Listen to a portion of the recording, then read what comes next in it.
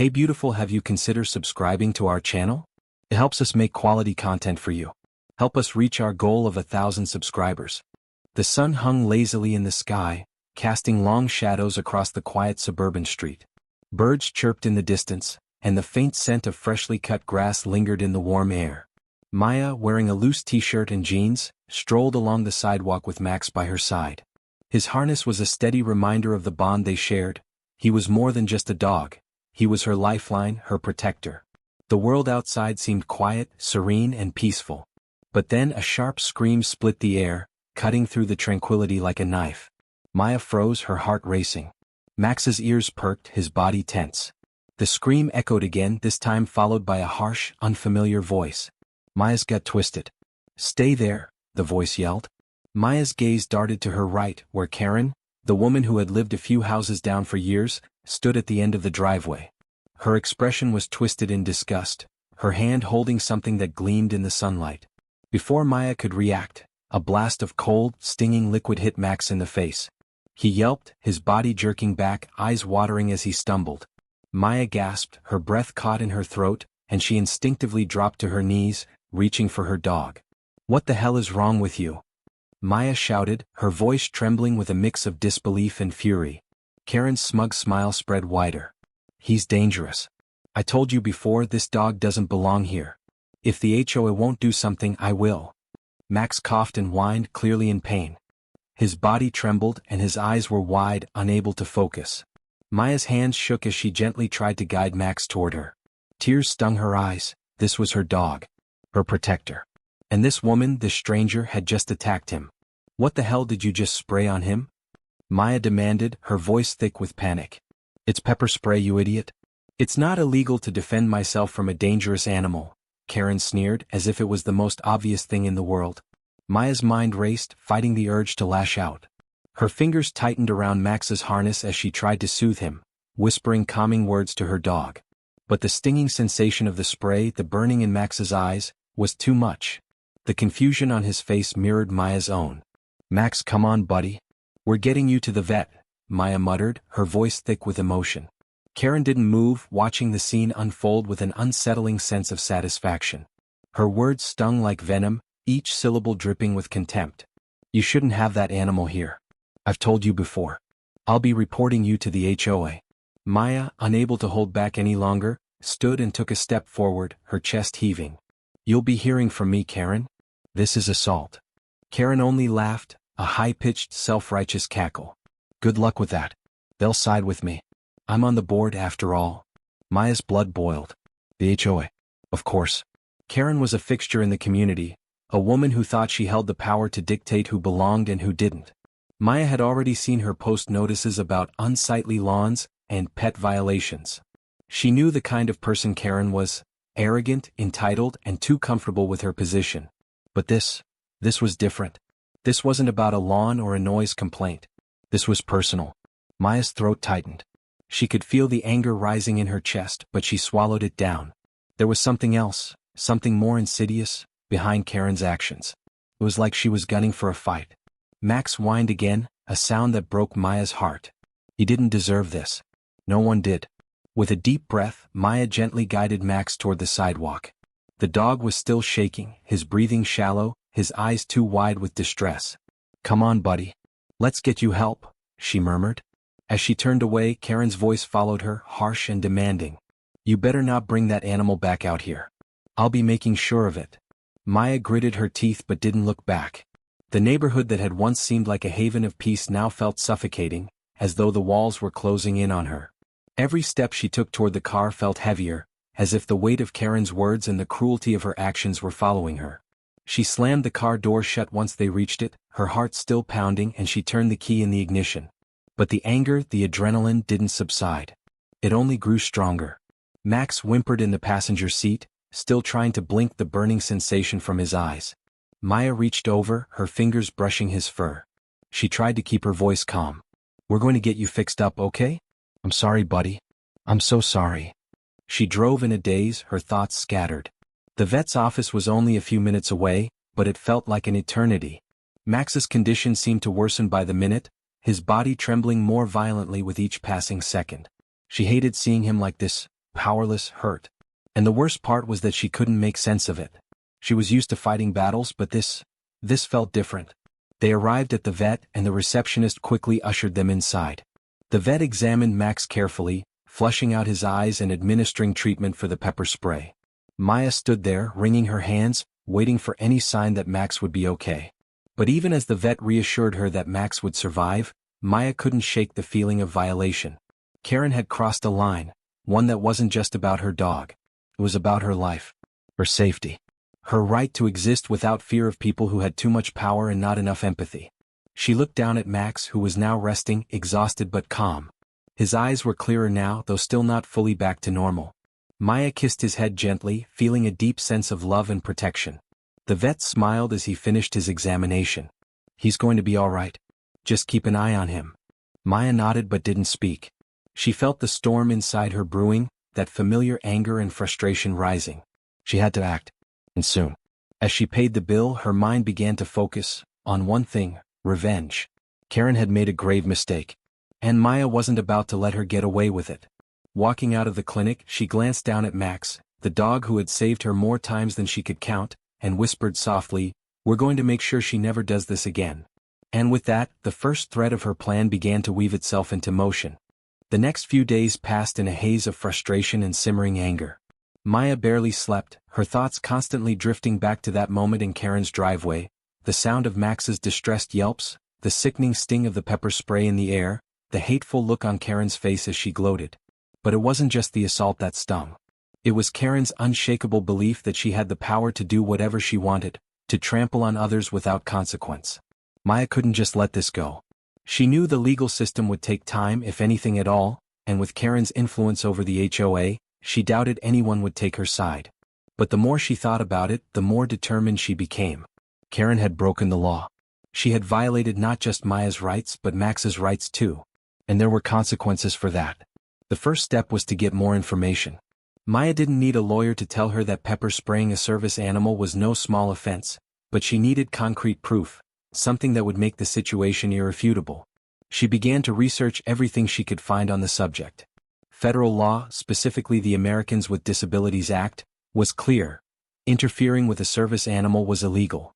It didn't matter if you thought the dog was dangerous, it didn't matter if you didn't like the breed, and it certainly didn't matter if you were an HOA board member with a vendetta. Pepper spraying Max had consequences, and Maya was about to make sure Karen felt them. Late one night, Maya sat at her kitchen table, surrounded by stacks of papers, her laptop glowing in the dim light. She scrolled through case studies, federal statutes, and even social media posts. There was no denying it. Karen had broken the law, and Maya wasn't about to let her get away with it. The next morning, Maya drove to the local police station, determined to file an official report. She was greeted by a weary officer who barely looked up from his paperwork as she approached the counter. "I need to file a report," Maya said, trying to keep her voice steady. "My service dog was attacked." The officer glanced up briefly, his tired eyes scanning her face. "Attacked? What happened?" Maya explained what had transpired in the driveway, her words measured but sharp. She told him about Karen's actions, about the spray, and how it affected Max. She showed him the vet records that proved Max had suffered from the pepper spray. The officer listened, nodding slowly, but Maya could tell he was holding back judgment. When she finished, he leaned back in his chair, folding his hands in front of him. "I'll need to take a statement from you," he said, his tone more neutral than sympathetic. "But I'm not sure there's much we can do. You know, people get crazy with animals sometimes. You should probably talk to the HOA about it." Maya clenched her fists under the counter. "The HOA? She's the one who controls the HOA. She's the one who made the complaint about my dog in the first place." The officer's expression didn't change. "Right. Well, like I said, I'll file the report, but I wouldn't hold my breath." The lack of urgency, the dismissiveness, made Maya feel small, powerless. But she wasn't going to give up. She wasn't going to let Karen's arrogance and entitlement go unchecked. She walked out of the station, Max by her side and her mind racing. She had one other option, one that could turn the tide in her favor. If the police wouldn't act, she could take this to the next level. She could take it public. The idea simmered in her mind for a day before she acted. Maya wasn't the type to post on social media much, but in this case, it was the perfect weapon. She set up a quick video on TikTok, nothing too flashy, just a simple recording on her phone showing Max and herself in the backyard. She didn't name Karen, but she shared the details of what had happened, the assault on her service dog, the legal protections Max had under federal law. She mentioned how Karen's actions were not just cruel, they were illegal. As she hit post, Maya wasn't sure what kind of response she would get. Would people even care? Would they believe her? But within minutes the comments started flooding in. A local news outlet shared the video, and suddenly, Maya found herself at the center of a growing storm. People were outraged. They couldn't believe that something like this could happen, especially in their neighborhood, where everyone prided themselves on keeping things orderly and polite. Karen, of course, didn't take kindly to the attention. Within hours she was at Maya's doorstep, banging furiously on the door. "You think you can just post a video and ruin my life?" she screamed, her face red with fury. "You're going to regret this, Maya. You have no idea who you're messing with." Maya, her heart racing, stood on the other side of the door. She had expected this. She had known Karen wouldn't just let it slide. The woman thrived on control, on manipulation, on making others feel small. But Maya wasn't small. Not anymore. "Karen," Maya said, keeping her voice calm, even though every nerve in her body screamed for her to lash out. "You attacked my service dog. That's a federal crime. If you don't like the consequences, that's not my problem." Karen scoffed, her voice dripping with venom. "You think you can just destroy me with your little video? The HOA will take care of you, don't worry. You're out of your league." Maya stepped back from the door, her hand resting on the handle, ready to close it. "We'll see about that," she said, her voice low and steady. "This is just the beginning." As Karen stormed off, yelling obscenities, Maya closed the door, her heart pounding in her chest. She had just made herself a target, but it didn't matter. Karen had made her move, and now it was time for Maya to make hers. The video had gone viral. People were talking about it. The comments continued to pour in, neighbors, even strangers, all expressing their outrage. Maya knew this was her chance to make Karen pay, to turn the tables. The world was watching. And Karen, for the first time, was the one who had something to lose. With a grim smile, Maya turned to Max. "We're just getting started, buddy." The days that followed were a whirlwind of escalating tension. Maya could feel the momentum building, the wheels of her plan turning ever faster. The video was everywhere now, shared across social media, discussed in local forums, even appearing on a few local news channels. Maya had never imagined that something like this would go viral. The more people saw, the more they reacted, and suddenly Karen was under a microscope.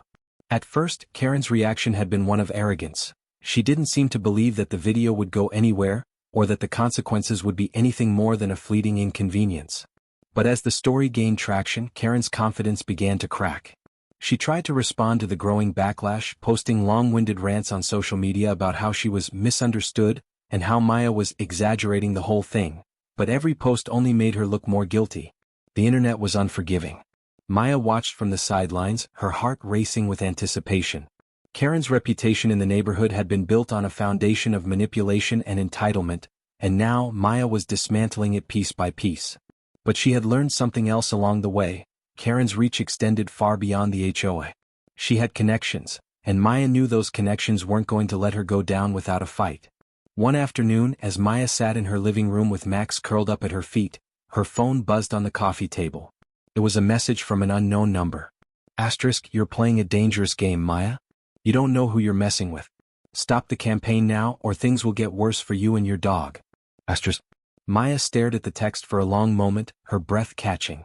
She had expected retaliation, but this felt different, more personal. The message wasn't just a threat to her. It was a warning that someone had power, someone who had the ability to hurt her if she didn't back off. She had been so focused on Karen that she hadn't considered how deep the woman's influence might run. Taking a deep breath, Maya forced herself to steady her nerves. She wasn't backing down. Not now. Not after everything that had happened. But the threat was real, and it was one she couldn't ignore. The next day, Maya received an email from the HOA. It was short, terse, and utterly predictable. They had launched an investigation into the matter, they claimed, and would be issuing a hearing. The tone was clear. Maya was in violation of the HOA's rules by having a service animal in the first place, and they were giving her a chance to present her case in front of the board. Karen, of course, was the one who had filed the complaint, and the whole thing felt like a thinly veiled attempt to intimidate Maya into backing down. Maya couldn't help but laugh bitterly. It was a tactic she had anticipated, but it didn't make it any less infuriating. She had followed every rule, every regulation to the letter. Max was a service dog and that was her right. The HOA had no power to take that away. But now, Maya understood the full weight of the situation. This wasn't just about Max. It was about Karen's ego, about her desire to control everything around her. And Maya was the one person who had dared to challenge her. The stakes had shifted. This was no longer just a neighborhood squabble, it was a battle for control, for justice. She knew what she had to do next. That evening, Maya sat at her desk and opened her laptop, drafting a carefully worded letter to the HOA. She laid out the facts, how Karen had assaulted Max, how it was a clear violation of federal law, and how the HOA had no right to discriminate against her because of her disability. She didn't pull any punches, making it clear that she would take legal action if necessary. But the letter wasn't just about defending herself, it was also a message. Maya wanted to make sure the HOA knew that she wasn't afraid to go to war if that's what it took. As she read over the letter one last time, she could hear Karen's voice in her mind, that smug, self-satisfied tone that had taunted her the day of the incident. Maya's hands clenched into fists, the memory of Max in pain still fresh in her mind. The next morning, Maya mailed the letter, overnighting it to ensure it would be received immediately. She had no illusions that the HOA would roll over easily, but she was betting that they wouldn't want to deal with a lawsuit that could easily snowball into a much larger problem. The attention her video had garnered wasn't just local anymore. It had gone viral, and Maya had a feeling that Karen's carefully constructed image was starting to crumble. The day after the letter was sent, Maya sat in a local coffee shop, reviewing her notes for the upcoming hearing. Max lay at her feet, his head resting on her shoes, the faithful companion he always was. Maya smiled down at him, her resolve hardening. She couldn't afford to be nervous now. This wasn't just about a single confrontation, it was about standing up for what was right. Her phone buzzed again, this time with a text from an unknown number. She opened it, heart pounding in her chest. Asterisk, we can make this go away, Maya. Just stop. You don't want to make an enemy of Karen. Asterisk. The threat was clear, but Maya wasn't afraid anymore. She had Max by her side and the support of the people who had rallied around her. It wasn't just about winning anymore, it was about making sure that Karen and anyone else who thought they could bully others understood that there were consequences for their actions. Maya closed her eyes, taking a deep breath. The time had come to take the final steps. She was ready to face whatever Karen threw her way. This was war. And Maya was going to win. The day of the hearing arrived with a tension that seemed to hang in the air, thick and unyielding. Maya stood outside the HOA's office building, Max beside her, his leash tight in her grip. She felt the weight of the moment press against her chest, but she wasn't backing down. Not now. Not after everything she had endured. Inside, the room was sterile and cold, the long wooden table polished to a dull sheen, the walls adorned with unremarkable paintings of suburban landscapes. The HOA board members were already seated, their expressions impassive, waiting. Karen sat across from them, her arms crossed tightly, a smug smirk playing at the corner of her lips. She looked as if she had won already, as if the power was still in her hands. But Maya could see the cracks now, the way Karen's eyes flickered with unease when they locked onto her. Maya knew she had the upper hand. It was a subtle shift, but it was there. The crowd of neighbors who had gathered in the hallway to observe the hearing only made the pressure mount. Word had spread about the incident, and more people were starting to take notice. Maya wasn't alone anymore. The board's chairman, a middle-aged man with graying hair and thick glasses, stood up as Maya walked in. "Maya Edwards, I presume," he said, his voice polite but formal. "Please take a seat." Maya nodded and sat down, keeping her posture straight. Max, as always, was calm beside her, his head resting on her lap. She could feel his warm presence, grounding her in the moment. He was her anchor, her reason for doing all of this. Karen was the first to speak, her voice cutting through the silence. "I don't know why we're even having this meeting. I've already said what needed to be said." She shot Maya a look, her tone dripping with condescension. "But I'll explain for everyone here. Maya's dog isn't trained properly, it's dangerous, and it should never have been allowed in the neighborhood. I filed a complaint with the HOA as I am entitled to do, and I expect that something will be done about it."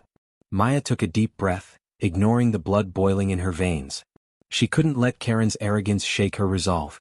This was her moment to make sure the truth was heard, to make sure Karen's lies were exposed for all to see. "I'll keep this brief," Maya began, her voice steady and clear. "The truth is, my dog is a service animal, and he is protected by federal law under the Americans with Disabilities Act. I have every right to have him with me, and he is trained specifically to assist me with my medical needs. She paused for a moment, meeting Karen's cold gaze. And as for the incident you're referring to, Karen, you pepper-sprayed my dog. You assaulted a service animal. And that, as you very well know, is illegal. The room was silent, the air thick with tension. Karen's face flushed a deep red, but she didn't interrupt. Maya continued, her words gaining strength with each passing moment. Max wasn't just my companion. He's my lifeline. When you attacked him, you didn't just break the law. You hurt me in a way that I can never forget. And yet, you stand here acting as though you're the victim. Well, Karen, let me remind you that you are not above the law. You have to face the consequences of your actions. Karen shifted in her seat, clearly uncomfortable now. The smugness that had once been her armor had cracked, and Maya could see the vulnerability underneath. For a brief moment, Karen looked like she might say something, but she didn't. Instead, she turned to the board members as if seeking validation.